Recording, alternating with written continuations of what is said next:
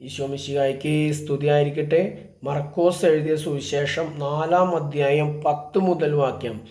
അവൻ തനിച്ചായപ്പോൾ 12 പേരും കൂടെയുണ്ടായിരുന്ന മറ്റുള്ളവരും ഉപമകളെക്കുറിച്ച് അവനോട് ചോദിച്ചു. അവൻ പറഞ്ഞു, ദൈവരാജ്യത്തിൻ്റെ രഹസ്യം നിങ്ങൾക്കാണ് നൽകപ്പെട്ടിരുന്നത്. പുറത്തുള്ളവർക്കാകട്ടെ എല്ലാം ഉപമകളിലൂടെ മാത്രം. അവർ കണ്ടിട്ടും കാണാതിരിക്കുന്നതിനും കേട്ടിട്ടും ഗ്രഹിക്കാതിരിക്കുന്നതിനും അങ്ങനെ അവർ മനസ്സ് തിരിഞ്ഞ് മോചനം പ്രാപിക്കാതിരിക്കുന്നതിനും വേണ്ടിയാണ് അത്. ആമേൻ. യേശുവിൻ്റെ കൂടെ നടന്ന ശിഷ്യന്മാരോട് യേശു എല്ലാം രഹസ്യമായി പറഞ്ഞു കൊടുത്തിരുന്നു.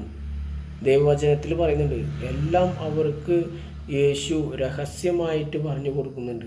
ജനക്കൂട്ടങ്ങളില്ലാത്തപ്പോൾ യേശുവിൻ സ്വർഗരാജ്യത്തെക്കുറിച്ച് എല്ലാവരും ദൈവത്തോട് പ്രാർത്ഥിക്കുക. ദൈവമേ, നിൻ്റെ ഹിതമനുസരിച്ച് ജീവിക്കാൻ ഞങ്ങളെ സഹായിക്കണേ. അവിടുത്തെ പരിശുദ്ധാത്മാവിനെ ഞങ്ങൾക്ക് തരണേ. ജ്ഞാനവും വിവേകവും കൊണ്ട് ഞങ്ങളെ നിറയ്ക്കണമെന്ന് പരിശുദ്ധ അമ്മയോട് ചേർന്ന് പ്രാർത്ഥിക്കണം. ആമേൻ.